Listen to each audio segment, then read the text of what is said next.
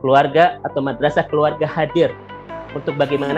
Jadi kalau kita cari pasangan, jangan cari dari ada chat. Bismillahirrahmanirrahim. Assalamualaikum. Assalamualaikum warahmatullahi wabarakatuh.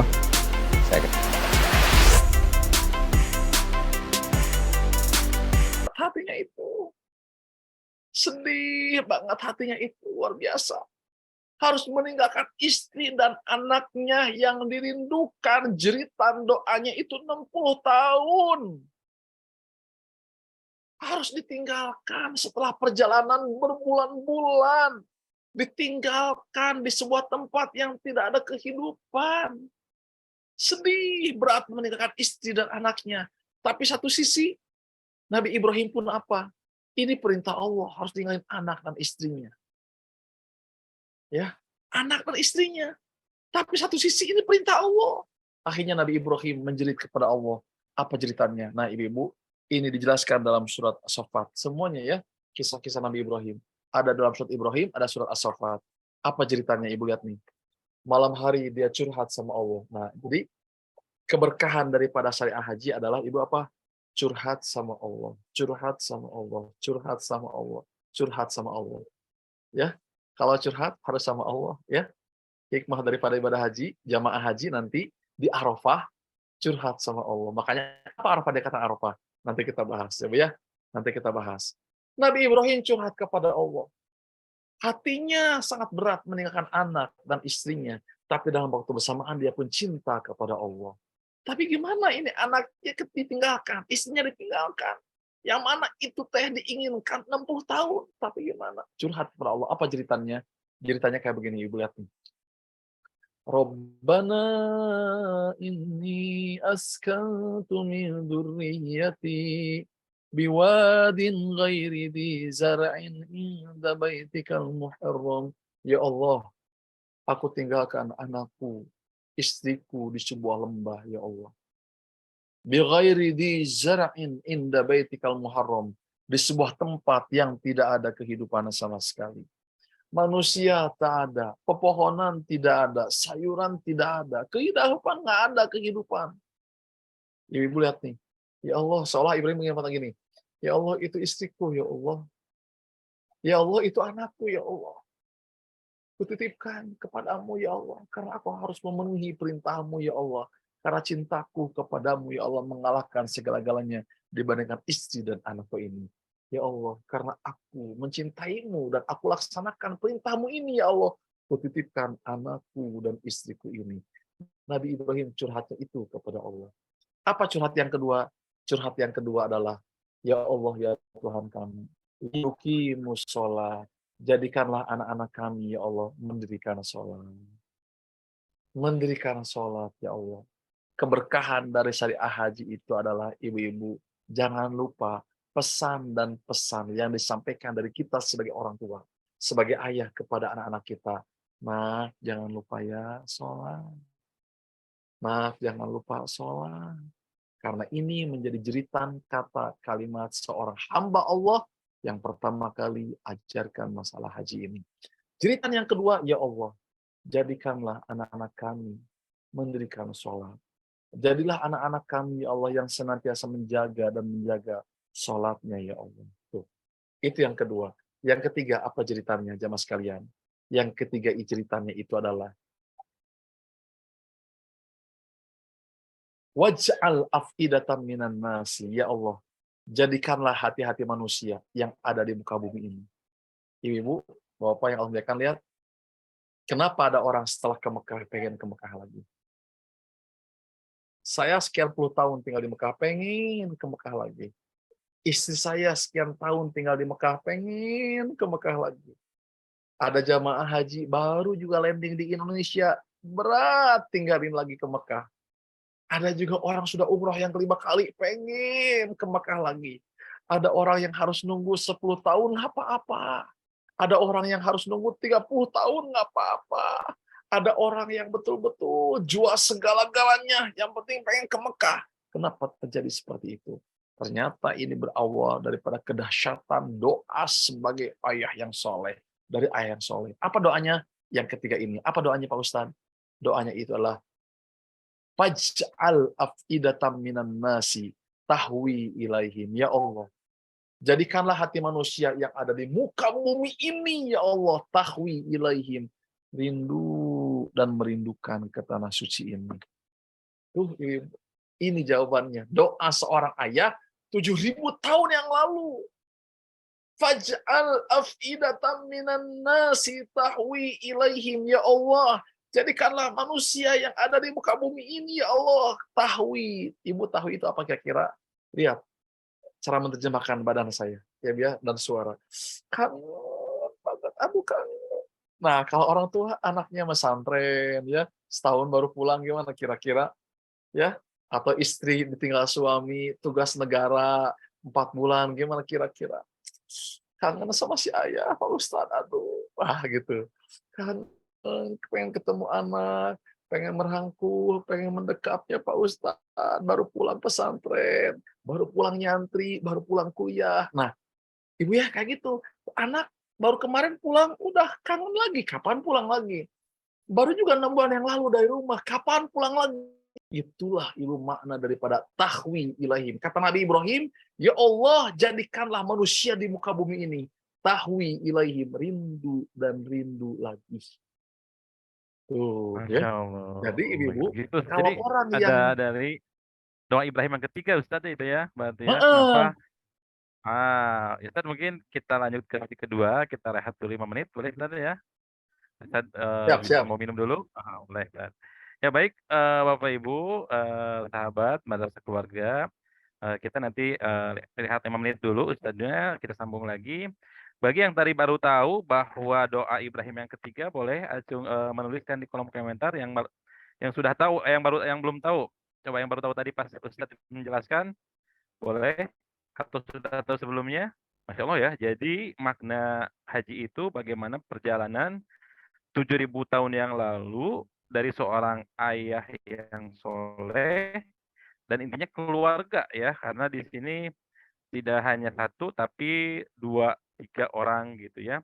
Dan juga ya tadi mudah-mudahan Bapak Ibu yang hadir di malam ini yang sudah melaksanakan ibadah haji ataupun umroh bisa Allah panggil lagi, dan juga bagi yang belum bisa Allah segerakan kembali. Ya sedikit flashback juga kepada Ustadz tadi, alhamdulillah saya juga pertama kali dengar tausiah Ustadz tahun 2019. 1 tahun, kurang lebih ya, kurang dari 1 tahun mendengarkan bagaimana kita harus mempunyai azam yang kuat, keinginan yang kuat, karena masalah panggilan ibadah haji dan umroh itu bukan hanya masalah finansial, tapi bagaimana kita jadikan hati, kesiapan kita, termasuk kita yang hadir hari ini. Mudah-mudahan ini adalah menjadi jalan bagi Allah untuk menguatkan azam kita, bahwa kita ingin sekali ibadah ke tanah suci, ingin mendalami bagaimana tadi dijelaskan oleh Ustadz Lukman. Baru didengarkan aja kita udah terbawa suasana, apalagi kalau kita bisa mempelajari kisah-kisah ini langsung di tanah suci. Nah, ini mudah-mudahan mengazamkan, karena dengan tadi kita mengazamkan azam yang kuat, senantiasa menimba ilmu, insya Allah. Insya Allah nanti di akhir kita ada tanya jawab, jadi persiapkan pertanyaan. Dan tadi ya, saya juga nih alhamdulillah dengan Ustadz Tausiah di 2019, kurang dari 6 bulan alhamdulillah, karena tadi belajar manasik bersama Ustadz Lukman, terbawa suasana, dan akhirnya Allah kabulkan bisa berangkat ke tanah suci yang hanya dikuatkan dari tausiah Ustadz. Dan sekarang flashback lagi di malam ini kembali mendengarkan bagaimana haji. Ini mudah-mudahan gak hanya saya saja di sini, tapi Bapak Ibu semua yang hadir di sini semakin menguatkan kembali azamnya, dan tadi semakin yakin tidak ada yang tidak mungkin. Apalagi tadi dengan Ustadz bilang Haji Puroda 450 juta, dan kalau kita nunggu daftar bahkan di Bandung ini bisa sampai 30 tahun. Tapi kita tidak ada yang tahu ke depan seperti apa. Yang penting kuatkan dulu azam kita, ikhtiarkan kita, bikin paspor, tanya dan lain-lain. Insya Allah nanti keajaiban sendiri yang akan muncul gitu ya, tinggal waktunya. Baik, Bapak Ibu yang lain bisa nanti kurang lebih 1 menit lagi kita mulai lagi. Insya Allah nanti di akhir ada pertanyaan. Ustadz, Assalamualaikum Ustadz. Siap lagi Ustadz? Siap, barakallah. Ana itu dengar Ustadz 2019 Ustadz. Nah, kurang dari 1 tahun karena ini ya, Ana pribadi kerja 10 tahun, pengen umroh hanya pengen Ustadz. Tanpa bikin paspor, tanpa belajar manasik ataupun misalkan tahu umroh itu apa, haji itu apa gitu ya. Tapi ketika dengar Ustadz gitu ya, ikut manasik walaupun nggak ikut umroh, di sana mulai ke apa ya, kepikiran tuh harus umroh, harus dilihat langsung, belajar langsung di tanah, suci gitu ya dan qadarullah dalam waktu kurang dari setahun dan dadakan Ustadz berangkatnya diberi kesempatan 2 hari, diputuskan untuk bisa berangkat ke tanah suci Ustadz. Dan juga luar biasanya pengalaman berangkat gratis dan menggunakan bisnis kelas Ustadz. Itu yang luar biasa dan itu qadarullah dari pertama kali dengar Ustadz Lukman menceritakan tentang ibadah umroh, gitu Ustadz, Masya Allah. Ustadz, bisa dilanjut lagi nih untuk tausiahnya? Siap, barakallahu fikum ya. Mudah-mudahan menjadi motivasi bagi anak secara pribadi gitu ya. Dan juga mudah-mudahan pengalaman ini menjadi motivasi buat kita semuanya. Ya, kita bicara keberkahan daripada syariah haji itu luar biasa gitu ya. Gitu jangan sampai kita hanya sekedar oh haji orang udah haji beres jadi Pak Haji, tidak hanya kayak begitu gitu ya. Ada perjalanan ada hikmah-hikmah emas dari syariat haji itu apa gitu ya. Kalau kita tarik sejarahnya 7.000 tahun ke belakang gitu ya. Bahwa ternyata kenapa ada orang pengen ke Mekah lagi, di situ ada kedahsyatan doa sebagai ayah yang soleh. Jadi kalau kita kangen ke Mekah, layakkan diri jadi ayah soleh. Jadi suami yang soleh gitu ya.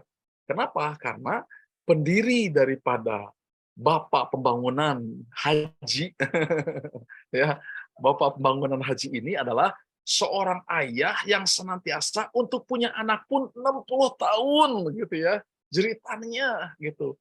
Makanya tidak heran kan doa 60 tahun punya anak berikutnya, anaknya Nabi, punya cucunya Nabi, punya cicitnya Nabi, punya terus hampir semua generasi dari ayah yang soleh ini dari Siti Hajar punya anak yaitu Ismail alaihissalam, dari Siti Sarah punya anak Ishak. Nah, dari Ishak ini punya anak Yakub, Nabi Yakub. Nabi Yakub punya anak lagi, punya Yusuf. Dari Nabi Yusuf punya anak-anak sampai ke Nabi Isa. Nabi Isa itu turunan semuanya itu dari Ishak. Yang ibunya adalah Siti Sarah. Nah, kemudian dari Ismail ini 30 generasi setelahnya itu kosong. Pertama, kedua sampai 30 generasi kosong.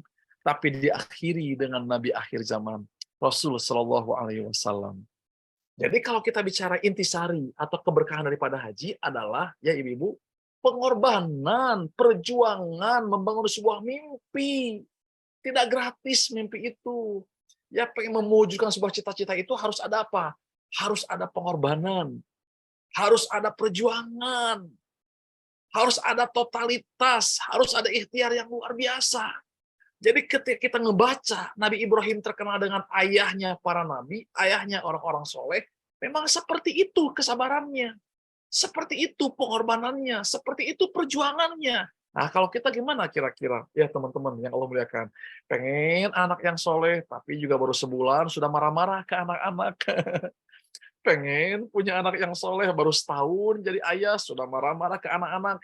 Gimana atuh anak kita mau soleh-soleha? Sementara di situ tidak ada kesabaran. Sementara di situ kita tidak ada ikhtiar maksimal. Bagaimana anak yang soleh di situ kita tidak ada al-ithar, tidak sobrun wal musabaroh gitu ya. Lihat Nabi Ibrahim. Kenapa dari anak yang pertama punya Muhammad, dari Ismail ke istrinya Muhammad, dari Ishak ke sininya Nabi lagi. Karena ayah pembawa syariat haji ini solehnya luar biasa. Singkat cerita, kita lanjutin ya kisah yang tadi itu. Ibu-ibu kita lanjutin di kisahnya. Karena setiap kali kisah apa hikmahnya? Kisah apa hikmahnya? Kisah apa hikmahnya? Nah, Nabi Ibrahim itu, ya ibu-ibu, Bapak yang muliakan, akhirnya dia menjerit kepada Allah, ya Allah, tinggalkan anakku dan istriku di sebuah lembah. Yang pertama. Yang kedua, ya Allah, jadikanlah sholat. Jadi hikmah daripada syariah haji adalah jangan lupa ihtimam kita sebagai orang tua. Buat diri kita dan anak kita sholat. Karena itu yang dibawa oleh seorang Nabi Ibrahim kepada siapa? Kepada anaknya. Ya Allah, jadikanlah keturunanku semuanya ya Allah menjadi orang yang mendirikan sholat. Yang kedua, yang ketiga apa curhatannya? Curhatannya itu ya Allah, jadikanlah mereka ya Allah. Rindu kepada syariah ini ya Allah. Ke Mekah ini. Apa yang terjadi hari ini, detik ini, saat ini. Masya Allah, tabarakallah. Berapa Pak Lukman haji? 450 juta dibayar. Uang bisa dicari Pak Lukman, tapi umur Pak Lukman. Tuh kayak begitu. Tapi ada orang terbatas uangnya. Bapak daftar sekarang, Bapak berangkatnya 30 tahun, nggak apa-apa. Saya ingin berangkat ke Tanah Suci. Di usia 80 tahun baru berangkat. Di usia 117 tahun. Di tahun ini ada orang Madura tertua se-Indonesia. Baru berangkat di usia 117 tahun. Daftarnya tahun 2017. Allah takdirkan berangkat sekarang ini. Hitungannya 30 tahun kemudian harus berangkat. Tapi Allah takdirkan dengan kuota sekarang ini jadi 5 tahun berangkatnya. Tuh ibu-ibu, bapak yang Allah muliakan. Daftarnya di usia 80 tahun. Daftarnya di usia berapa tahun? Daftarnya di usia 107 tahun. Daftarnya Allah takdirkan berangkat. Jadi hikmah daripada syariah haji ini adalah dawamud du'a wal ikhtiar, kontinuitas kita berdoa. Takdir serahin kepada Allah. Hasil serahin kepada Allah. Tapi Allah pengen tahu sampai sejauh mana dawamnya kita, continue kita, istiqomahnya kita dalam berdoa. Sebagaimana Nabi Ibrahim juga seperti itu doanya. Nah, ibu-ibu singkat cerita. Doa yang ketiga adalah apa coba? Keempat. Warzuqhum minats tsamarati la'allahum yashkurun. Ya Allah, berikanlah rezeki dan rezeki kepada mereka ya Allah. Ahli Mekah dan orang-orang yang tinggal di Mekah. Haji dan umroh. Sehingga mereka menjadi orang-orang yang bersyukur. Ibu-ibu, apa yang muliakan, sampai detik ini belum terdengar di Mekah itu kekurangan air. Sampai detik ini belum pernah jamaah haji kekurangan sayuran, kekurangan buah-buahan. Padahal Mekah itu tandus luar biasa, kering kerontang luar biasa. Tapi sampai hari ini kedahsyatan Nabi Ibrahim itu semuanya tercukupi. Jamaah haji tinggal 40 hari, 5 juta jamaah haji. Itu berawal dari apa? Kedahsyatan doa seorang ayah yang soleh. Warzuqhum minas tsamarati la'allahum yashkurun. Ibu kebayang nggak? Doa Nabi Ibrahim doanya begini, ya Allah berikanlah rezeki ya Allah. Gimana nyambungnya doa Nabi Ibrahim minta rezeki dalam waktu bersamaan Mekahnya tandus? Coba hubungin gimana kira-kira? Disambungin secara logika gimana kira-kira? Ya, sebagaimana ada orang mau kuliah kemana? Ke ITB.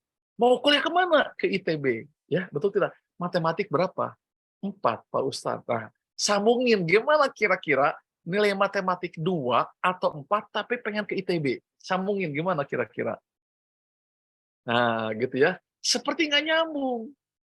Mungkin nggak Pak Lukman bisa ke ITB? Mungkin, tapi pengorbanan perjuangannya luar biasa. Sama sebagaimana doa Nabi Ibrahim. Gimana ceritanya? Ya Allah, turunkan kepada mereka rizki, buah-buahan ya Allah. Gimana nyambungnya? Itu Mekah ratusan hektar, itu tandus, bebatuan. Nah, ibu-ibu, beragama ini bukan logika, tapi iman, gitu maksudnya. Ya, beragama itu bukan pakai logika, tapi pakai iman. Kalau sudah pakai iman, sesuatu yang irasional jadi terjadi semuanya. Nabi Ibrahim itu modalnya iman. Allah itu maha kaya, maha kuat, pemberi segala-galanya. Tapi karena keimanan luar biasa. Apa yang terjadi dari zaman Nabi Ibrahim sampai hari ini? Tidak ada istilah kelaparan dan kekurangan. Tuh, ibu, Masya Allah, tabarakallah ya. Nah, ibu, bapak yang muliakan, berangkatlah setelah curhat Nabi Ibrahim. Ya, Masya Allah, tabarakallah, berangkatlah ke tanah, kemana? Ke Mesir. Pertanyaannya adalah, berapa puluh tahun tinggal di Mesir? Ninggalin istri dan anaknya. Tuh, ibu. Nah, Ibrahim berangkatlah kisahnya. Tinggallah di Mesir selama, di kalangan ahli tafsir menjelaskan, ada yang mengatakan 13 tahun, ada yang mengatakan 15 tahun. Tinggal di Mesir Nabi Ibrahim itu. Duyuf Rahman, tamu-tamu Allah yang berbahagia, gimana nasib istri dan anaknya? Nah, ini yang harus kita petik hikmahnya. Keberkahan dari ibadah haji ini. Tahu nggak ibu-ibu? Begitu air susunya dari ibunya Ismail alaihissalam berkurang, Begitu perbekalan yang dilihat tuh nggak ada yang bisa dimakan. Air tak ada, air susu nggak ada, perbekalan habis gimana kira-kira? Nah, ibu-ibu, akhirnya seorang Siti Hajar naiklah ke sofa. Ya, adakah di antara kalian yang melihatku, mendengarku, melihatku, aku ini kelaparan, seolah kayak begitu gitu ya. Ini aku perlu makan, perlu minum. Tak ada orang. Naik lagi ke Marwa, nyari kehidupan, nyari makanan, nyari sedikit minuman, nggak ada, ibu-ibu. Jadi ibu-ibu, sofa, marwa, sofa, marwa, sofa, marwa, sofa, marwa, 7 kali. Tidak ada. Tak ada hasilnya. Ibu-ibu, ingat, hikmahnya ini adalah kita itu urusan nilai rezeki, berapa yang kita dapatkan urusan Allah. Betul tidak? Yang disuruh oleh Allah kepada kita itu hanyalah apa? Ikhtiar. Ikhtiar itu yang jadi ibadah, bukan hasilnya. Kalau bicara hasil, gimana hasilnya seorang Siti Hajar? Dari mana? Tak ada. Tapi Allah takdirkan waktu itu. Apa coba? Malaikat. Kemudian si bayi itu menghentakkan. Si bayi Ismail itu menghentakkan kakinya. Di situ, di samping itu ada malaikat yang kemudian menakdirkan dari tanah yang tandus itu mengeluarkan air zam-zam. Masya Allah. Ya. Ibunya yang ikhtiar, sopa marwa, sopa marwa, sopa marwa, rezekinya dari sini. Nah, boleh jadi ibu-ibu, kita dalam hidup ini betul tidak? Rezeki kita kurang, rezeki kita kurang, rezeki kita kurang. Tapi kita dikasih rezeki yang lain, apa? Sehat walafiat. Betul tidak? Jarang ke rumah sakit. Rumah tangga juga akur. Ada rezeki yang lain. Betul tidak? Siti Hajar ini sopa marwah. Apakah rezekinya dari sopa? Bukan. Apa rezekinya dari marwah? Bukan. Rezekinya dari tempat yang lain. Sama sebagaimana kita dalam kehidupan ini, ibu-ibu, kita kerja ke sini, kerja ke sini, kerja ke sini, kerja ke sini. Boleh jadi orang ini Allah berikan rezeki, kebersamaan rumah tangganya akur. Boleh jadi orang ini sehat terus-terusan. Atau biasa rezekinya, boleh jadi anaknya Allah berikan kecerdasan, kesolehan yang luar biasa. Karena bicara rezeki tidak selamanya uang. Bicara rezeki, berbagai macam bentuk rezeki tadi itu. Mana buktinya? Buktinya adalah seorang Siti Hajar, sopa marwa, rezekinya ada di bawah hentakan kaki seorang bayi ini. Nah, syariah sopa marwa ini, yang dilaksanakan oleh Siti Hajar ini, yang berubah menjadi rangkaian ibadah haji. Naik sopa marwa itu, hukumnya itu adalah wajib haji. Tuh. Apa hikmahnya ibu-ibu yang Allah muliakan? Kita dalam hidup dan kehidupan ini adalah sebagai ibu berikhtiar menjadi ibu yang baik. Sebagai ayah berikhtiar menjadi ayah yang baik. Itu, Bu, ikhtiar semaksimal mungkin. Urusan itu serahkan kepada Allah. Karena yang dinilai oleh Allah itu adalah ikhtiarnya. Pak Ustadz, mana dalilnya? A'udzubillahi minasyaitonirrajim. Ini kata Allah dalam Al-Quran. Wa qul i'malu fasayarallahu amalakum rasuluh. Beramalah kalian, maka amal kalian itulah yang akan dilihat oleh Allah dan Rasulnya. Tuh ibu-ibu, itu dalilnya. Ikhtiar lagi, ikhtiar lagi, ikhtiar lagi. Allah akan melihat pengorbanan perjuangan tadi itu. Kan ada orang tua yang pesimis dalam hidup ini. Pak Ustadz, anak saya dikuliahkan ke sini, dari SD terbaik, SMA terbaik, kampus terbaik, tapi sampai sekarang Pak Ustadz masih nganggur, betul tidak? Pak Ustadz, anak saya kuliahkan kemana-mana, sampai sekarang Pak Ustadz seperti itu akhlaknya. Hei ibu, wala tai'asu min rahmatillah. Jangan putus asa dari rahmat Allah. Anaknya Nabi, siapa itu? Anaknya Nabi Yakub itu ada 12. Yang 2 orang menjadi Nabi. Yang 10 orang ini orangnya zolim. Hasud, dengki yang 10 orang ini. Pertanyaannya adalah, apakah Nabi Yakub kemudian dia pesimis? Apakah dia suuzon kepada Allah? Apakah dia putus harapan? Tidak ada. Dia tidak putus harapan. Dia tidak pesimis. Dia tidak lemah. dia terus-terusan optimis kepada Allah, menjerit kepada Allah, berdoa kepada Allah. Singkat cerita, ibu-ibu, yang 10 anak ini 30 tahun kemudian dapat hidayah, beristighfar dan taubat. Jadi itulah hidayah. Ada yang Allah berikan ketika anak kita SMA. SMA belum Pak Ustadz, nanti ketika kuliah. Kuliah belum Pak Ustadz, ada orang setelah karir. Macam-macam ya, takdir-takdir tadi itu. Tinggal sejauh mana, bagaimana kita kesabaran kita husnudon kepada Allah. Nah, hikmah daripada haji ini adalah ibu-ibu mendidik kepada kita untuk senantiasa apa? Husnudon sama Allah. Ikhtiar kepada Allah. Totalitas kepada Allah. Karena Siti Hajar pun waktu itu, dia hanya ikhtiar. Rezekinya ada di bawah kaki seorang anak yang tidak nyambung. Coba anak gimana nyari rezekinya? Bener nggak? Ya ibu. Gimana bapak saya petani? Tamatan SD kelas 2. Ibu saya SD kelas 5. Betul tidak? Kok bisa gitu ya tinggal di Mekah 11 tahun. Kalau dikalikan umroh 7 hari 35 juta. Kalau setahun berapa? Nah kan gitu ya. Kalau haji 450 juta dikali berapa? Jadi nggak nyambung. Tapi itulah di situ rezekinya. Siti Hajar itu sopa marwah. Tapi rezekinya di sini. Nah singkat cerita ibu ya. Nih, lanjutin lagi. 13 tahun kemudian, Ibrahim diperintahkan oleh Allah. Ibrahim, beres. Tugasmu di Mesir, beres. Kalau gitu, pulanglah kamu. Tengok anak istrimu. Begitu tengoklah ibu-ibu, kebayang nggak Mesir, Mekah, berapa ribu kilometer kira-kira? Tuh, ya. Berapa ribu kilometer kira-kira? Tengok anakmu, tengok istrimu. Masya Allah, tabarakallah.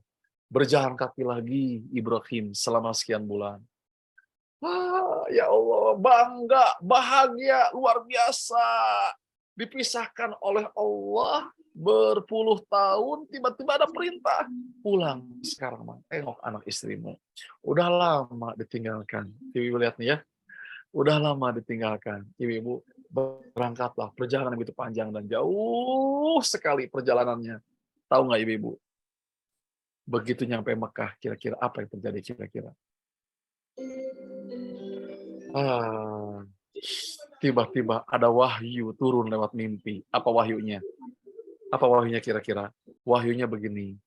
Ya bunayya inni ara fil manami anni azbahuka fanzur madza tara. Wahai anakku. Jadi Ibrahim begitu nyampe Mekah itu mau meluk. Rindu, kangen, tapi dia mimpi. Mimpinya malam pertama itu mimpinya. Malam kedua itu mimpinya. Malam ketiga itu mimpinya. Terus-terusan bermimpi. Apa mimpinya? Wahai anakku, ya bunayya inni araka anni adbahuka inni aro anni adbahuka. Fandur madza taro. Wahai anakku, jadi dipeluk sayang, kangen, rindu, kangen. Ini anak papa, anak papa, anak papa. Anak papa kangen, papa kangen. Tapi di pikirannya apa? Di pikirannya, wahai anakku, aku bermimpi. Tadi malam 3 kali berturut-turut, aku itu harus menyembelihmu. Tuh ibu-ibu, ya hikmah daripada haji itu lihat seperti ini. Jadi antara kangen rindu, di pikirannya ada wahyu yang aku harus laksanakan. Dia cinta kepada Allah melebihi segala-galanya. Fandur madza taro. Bagaimana menurutmu, wahai anakku? Menurutmu bagaimana? Karena anaknya soleh. Apa jawabannya? If'al ma tu'mar satajiduni insyaallahu minas sabirin. Ayah, laksanakan apa yang diperintahkan oleh Allah. Kau akan dapatkan aku menjadi orang-orang yang sabar. Tuh, ibu-ibu. Jadi hikmahnya ada orang yang sekarang Idul Adha, Idul Kurban itu dari sini ibu-ibu. Hikmahnya itu. Seorang Nabi Ibrahim cinta sama Allah melebihi segala-galanya. Ketika Allah meminta anaknya harus disembelih, dia sembelih anaknya. Kecintaan kepada Allah di atas segala-galanya. Kecintaan kepada Allah di atas segala-galanya. Ketika meminta anak, Allah berikan anak tadi itu. Begitu Nabi Ibrahim mimpi tadi itu, kata anaknya, laksanakan ayah. Kau akan dapatkan aku menjadi orang-orang yang sabar. Disiapkanlah pisau yang tajam. Dicarilah area yang pas. Ditutuplah matanya. dibukalah ininya apa lehernya, disiapkan goloknya. Bismillahi Allahu Akbar. Bagaimana kata Allah? Qad shaddaqtar ru'ya. Qad shaddaqtar ru'ya. Ini kata Allah Subhanahu wa taala. Ibrahim, kamu betul-betul sudah membenarkan apa yang menjadi mimpimu. Qad shaddaqtar ru'ya. Kamu sudah membenarkan apa yang menjadi mimpimu, Ibrahim. Bagaimana kata Allah? Wa padainahu bidibhin adim. Maka aku menggantikannya dengan seekor sembelih. Bismillahi Allahu Akbar. Ada malaikat datang. Qad shaddaqtar ru'ya. Kamu sudah membenarkan apa menjadi mimpimu tadi itu. Inna hadzal bala'ul mubin. Ini adalah ujian yang sangat besar sekali, berat sekali ujian ini. Wa fadainahu bidibhin adim. Kami menggantinya dengan seekor kambing. Wa tarokna alaihi fil akhirin. Kemudian kami jadikan syariah ini menjadi syariah buat umat-umat generasi setelah kamu. Apa syariatnya? Idul Kurban wa Idul Adha. Yang jamaah haji hari ini mereka ada penyembelihan di tanah suci, ada penyembelihan di Mina dan lain sebagainya. Itu semua berawal daripada syariat seorang Nabi Ibrahim. Jadi syariah haji, keberkahan haji itu adalah ibu apa yang terjadi kira-kira dengan syariah kurban ini orang bisa menjadi dekat sama Allah lewat kurban ini. Itu yang pertama. Yang kedua ibu-ibu, syariah haji ini adalah menjadikan orang jadi apa?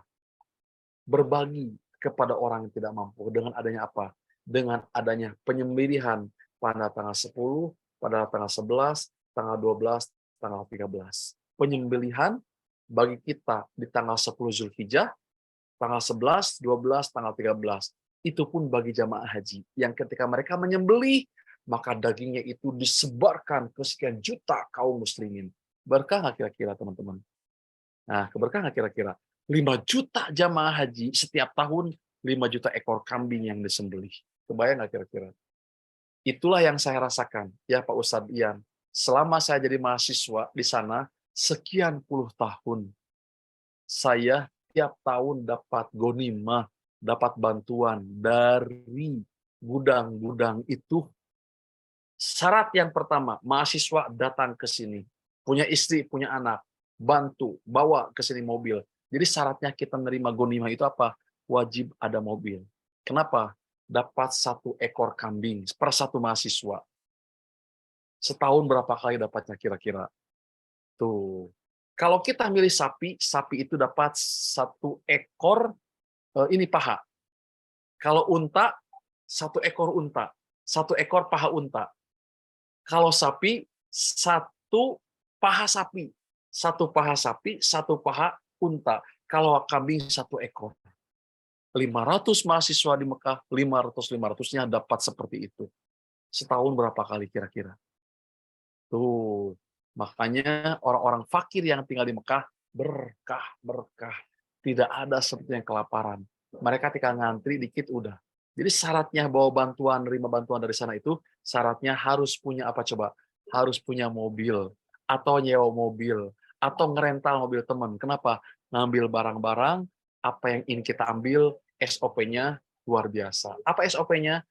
Wajib bawa kambing. Kenapa? Wajib bawa mobil, karena semuanya gonimah buat kita semuanya. Tuh ibu-ibu, hikmah daripada syariah haji adalah orang-orang yang kemudian mereka kelaparan, Allah kemudian cukupkan apa yang mereka di zaman kemiskinannya tidak bisa beli. Nah, jadi jamaah sekalian yang Allah muliakan, akhirnya apa yang terjadi? Itu menjadi sebuah syariah. Dan syariah dalam kehidupan kita hari ini sampai yaumul qiyamah.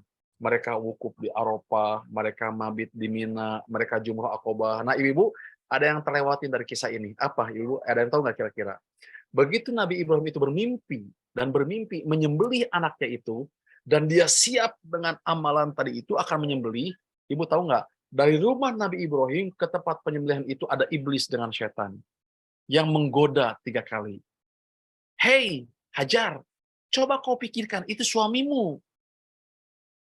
Hei Hajar, pikirkan itu suamimu. Ini ada apa bawa golok suamimu itu? Ini ajaran macam apa? Jadi bagaimana caranya Siti Hajar ini yang mengungkapkan keraguan ini kepada suaminya? Dibisikin oleh iblis dan setan ini. Akhirnya ibu-ibu, apa yang terjadi? Nabi Ibrahim melemparkan kepada siapa? Kepada iblis tadi itu. Datang ke setan yang kedua. Ini gimana membunuh anaknya, menyembelih anaknya? Dilemparin lagi. Yang ketiga, ini gimana? Mau menyembelih anaknya, dilempar lagi. Nah, ibu-ibu tahu nggak? Lempar-lempar ini kemudian jadi syariah dengan ada istilah ketika di Mina, jumroh ula, jumroh wusto, ada jumroh akobah, betul tidak? Jadi Ibrahim itu ngelempar itu betul tidak, ngelempar setan yang menggoda dia supaya dia tidak melaksanakan apa? Mimpi-mimpi yang Allah mimpikan. Supaya dia tidak melaksanakan, biar dia ingkar kepada Allah. Biar dia maksiat kepada Allah dari mimpinya itu. Dibikin syubhat oleh iblis dan setannya. Tapi Ibrahim dengan keimanannya yakin ini perintah Allah, harus dilaksanakan. Ada kepada pengganggu, lempar. Ada pengganggu, lempar. Ada pengganggu, lempar. Lempar-lempar inilah yang kemudian hari ini menjadi sebuah syariah. Dan hukumnya adalah wajib haji. Oh, ibu-ibu, sejak 7.000 tahun yang lalu sampai hari ini ternyata itu sebab yang menjadikan kenapa jamaah haji ketika tinggal di Mina lempar lagi. Pada tanggal 9 lempar jumroh akobah. Pada tanggal 10 ada 3 jumroh yang dilewati. Hari ke-11-nya jumroh yang dilewati 3 kali. Jumroh hari yang ke-12-nya ada jumroh yang dilewati. Ada tanggal 13 ada jumroh, 3 jumroh yang harus kita lempari semuanya. Ini semua berawal daripada syariat yang terjadi kepada Nabi Ibrahim dan kemudian menjadi syariat di zaman Nabi Muhammad Shallallahu Alaihi Wasallam. Apa hikmahnya dari haji sekarang ini? Hikmahnya itu ibu-ibu, ketika ada bisikan yang negatif dari kita, jangan diikuti, apalagi yang negatif. Bisikan negatif lawan, bisikan negatif lawan, bisikan negatif lawan. Ya kalau bahasa Rasulnya apa? Perbanyak istighfar, perbanyak istighfar. Ada bisikan negatif, langsung astagfirullahaladzim. Suuzon dikit, astagfirullahaladzim, astagfirullahaladzim, astagfirullah. Ada bisikan dikit, ada orang yang ngajak kemana, kepada kemaksiatan negatif. Hikmah daripada haji apalah? Buru-buru istighfar. Lawan dengan istighfar, lawan dengan istighfar, lawan istighfar. Kenapa? Karena bisikan itu, ibu-ibu, la ammaratun bisu, wa inna nafsa la ammaratun bisu. Jiwa ini senantiasa, hawa nafsu itu senantiasa mendorong orang itu untuk berbuat maksiat. Nah, kalau kita metik dari syariah haji, gimana kira-kira? Lawan. Kalau Nabi Ibrahim dilawan dengan gerakan yang menjadi syariah dalam hidup ini, dalam hidup haji ini. Jumroh, akobah, wusta, dan juga ula. Tapi kalau kita gimana? Lawan bisikan yang tidak baik itu dengan apa? Dengan istighfar, istighfar, istighfar. Ganti amal buruk itu dengan amal kebaikan. Yang mana amal kebaikan ini akan menghapuskan amal-amal yang buruk yang sebelumnya. Gitu ya. Itu saja kayaknya Pak ini. Ini banyak sekali lah keutamaan orang-orang ketika melaksanakan ibadah haji yang ibu-ibu bisa searching kalau itu. Tapi saya ingin menyampaikan itu hikmah-hikmah setiap kali lempengan apa yang terjadi dalam ibadah haji ini. Dan apa saja kisah-kisah yang melatar belakangi haji ini sampai terjadi sampai yaumul qiyamah. Kenapa orang kangen ke Mekah? Kenapa orang harus bayar 500 miliar dan dia rela? Ternyata seperti itu kedahsyatan doa sebagai seorang ayah yang soleh. Kalau kita mau ngambil hikmah daripada ibadah haji ini adalah jadilah ayah-ayah yang soleh. Jadilah bunda-bunda yang soleh. Jadilah orang-orang yang ekstra sabar, ekstra husnudon, ekstra ikhtiar, ekstra tawakal, dan semuanya. Ya, mudah-mudahan ini menjadi nasihat dan motivasi, khususnya bagi saya pribadi, dan juga mudah-mudahan menjadi sehat, jadi motivasi buat ibu-ibu dan bapak semuanya yang hadir di majelis atau di madrasah keluarga ini. Hatur nuhun, barakallahu fikum, assalamualaikum warahmatullahi wabarakatuh. Waalaikumsalam warahmatullahi wabarakatuh. Masya Allah, Ustaz Lukman, jazakallah. Luar biasa. Mudah-mudahan sahabat, bunda, ayah, dan juga yang lainnya, mungkin yang masih single juga menyimak, yang mudah-mudahan bisa menjadi semakin menguatkan kita untuk semakin soleh, semakin sabar. Bagaimana madrasah keluarga atau dalam sebuah keluarga itu harus semuanya ya, baik ayahnya, bundanya, dan juga anaknya tadi. Nah, baik Ustadz, di sini izin ada pertanyaan. Ini ada satu dari Farika Piungan. Izin bertanya Ustadz, selama ini pemahaman saya syariat sholat pertama ini pada saat peristiwa Isra dan Mi'raj Rasulullah SAW. Ternyata peristiwa Nabi Ibrahim ini ada syariat sholat. Apakah sholat Nabi Ibrahim sama dengan sholat Nabi Muhammad SAW? Bagaimana pemahamannya? Jazakallah Ustaz. Mungkin bisa dibantu jawab Ustaz langsung. Mm-mm. Ya, barakallahu fikum buat penanya. Yang saya pahami, ya, syariat sholat itu ada juga pada zaman Nabi Ibrahim. Ya, tapi yang menjadi beda itu adalah manasiknya, fikihnya. Nah, seperti apa perbedaannya? Nah, di sini apa namanya itu? Kepada Ustaz Sofi ini silakan bantu. Gitu ya. Seperti itu. Jadi ada syariah ya yang sama di zaman Nabi Isa. Contohnya kayak gini. Nabi Isa juga bilang bagi ketika bayi. Ini Nabi Isa kan ditanya, wa ausoni bisolati madum tuhayya. Ya, Allah mewasiatkan kepada aku supaya aku ini sholat madum tuhayya selama aku ini hidup. Kan gitu ya. Nah, kalimat sholatnya ini diajarkan kepada Nabi Isa. Nah, fikih sholatnya seperti apa, itu yang menjadi berbeda. Sama sebagaimana juga syariat-syariat yang lainnya. Yang menjadi beda adalah fikih cara sholatnya. Mereka seperti apa. Gitu ya, biar. Contohnya kayak gini. Ibu-ibu, bapak yang Allah muliakan, taubatnya kita gimana? Di antara kita ada yang sempat jahiliyah. Di antara kita ada sempat maksiat. Di antara kita ada yang betul-betul tenggelam dalam kejahiliahan selama sekian puluh tahun. Betul tidak? Nah, syariah Rasulullah mengajarkan kepada kita cara bertobatnya itu adalah gimana kira-kira penyesalan. Yang kedua, istighfar. Yang ketiga, tidak mengulangi. Kemudian dia totalitas, taubatan nasuha. Gimana caranya? Allahumma ya Allah, innana zalamna anfusana wa illam taghfir lana wa tarhamna lanakunanna minal khasirin. Allahumma inni astaghfiruka wa atubu ilaik. Allahumma inni astaghfiruka wa atubu ilaik. Dia menjauh dari lingkungan yang tidak kondusif. Dia pun istighfar, dia pun bertobat terus seperti itu. Kemudian Allah insya Allah memaafkan dan menghapuskan dosa-dosa orang tersebut. Seperti itu syariah yang diajarkan oleh siapa?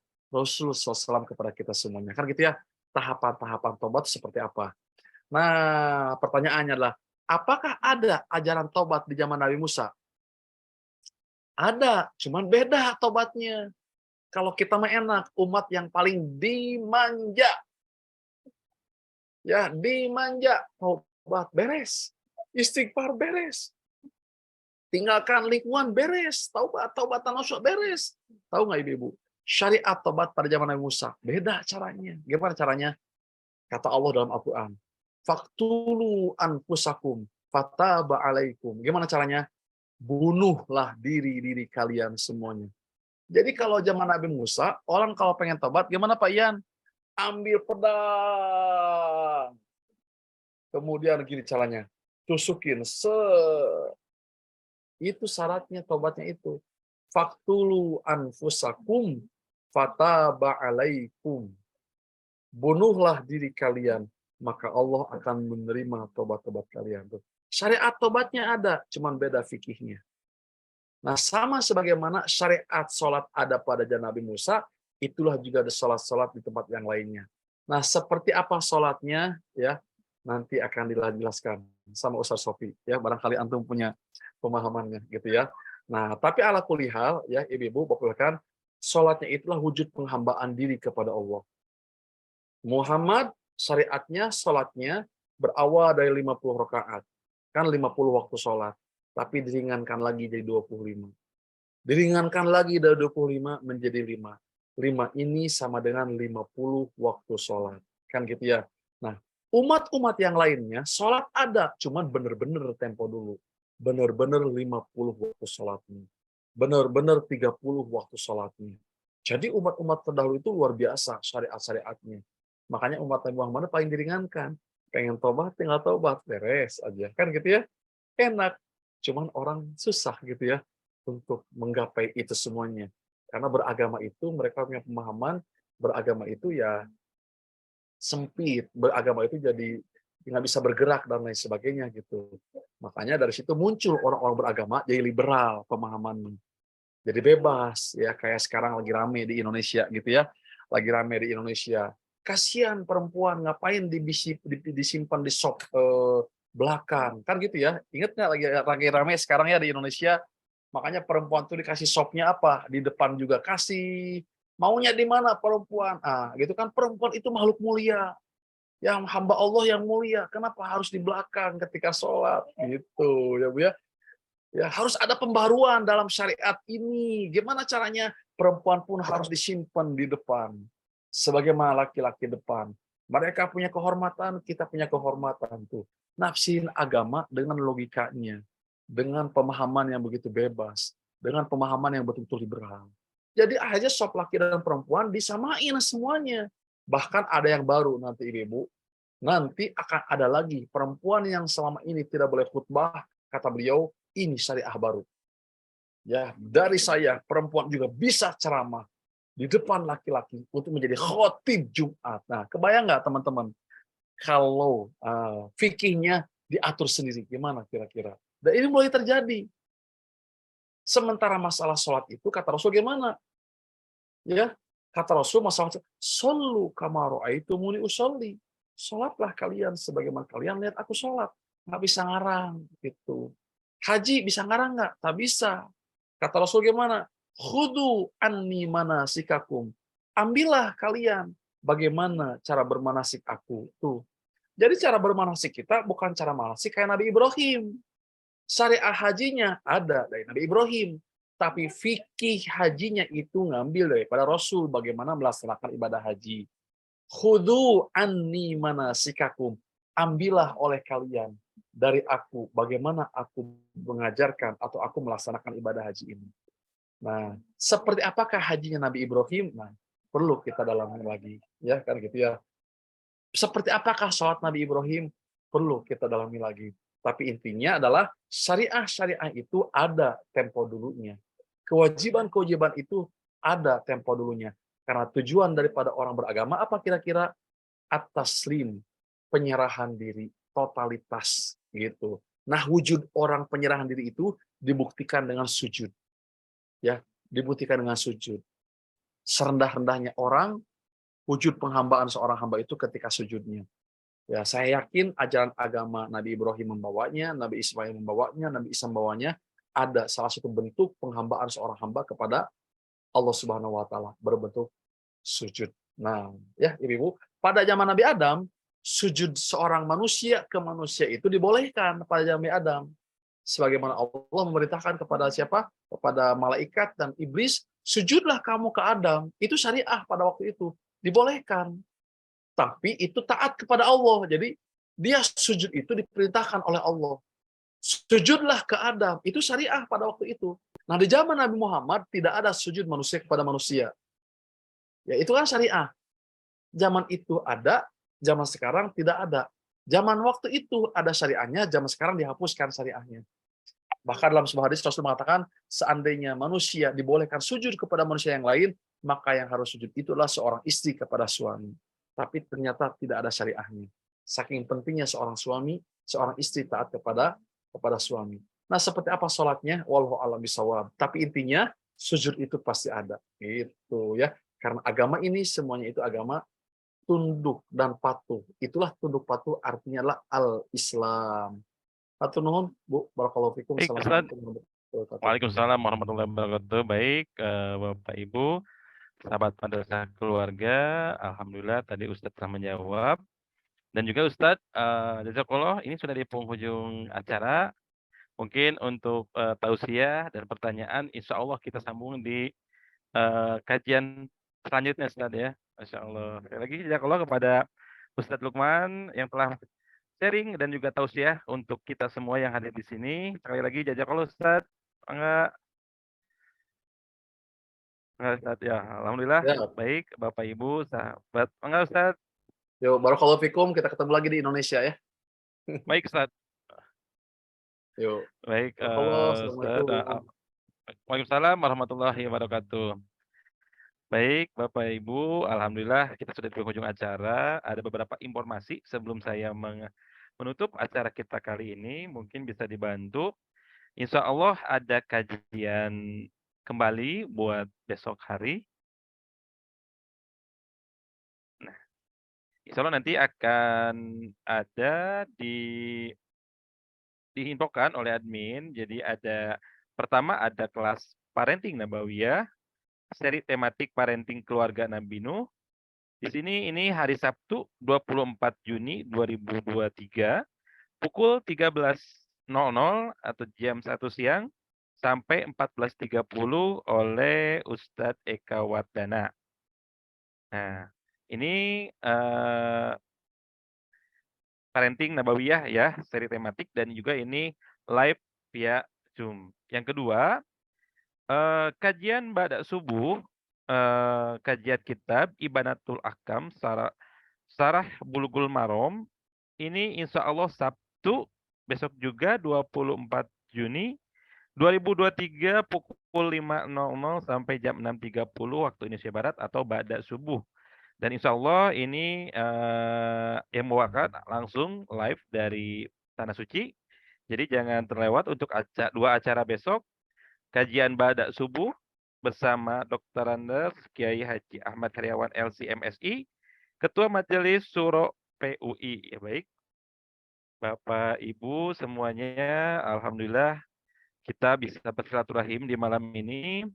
Saya mohon maaf atas segala kekurangan. Terima kasih banyak. Ditunggu untuk acara informasi madrasah keluarga selanjutnya. Dan juga terutama untuk besok pada subuh dan siang terutama pada duhur. Nanti in Olingjum akan kami informasikan menyusul.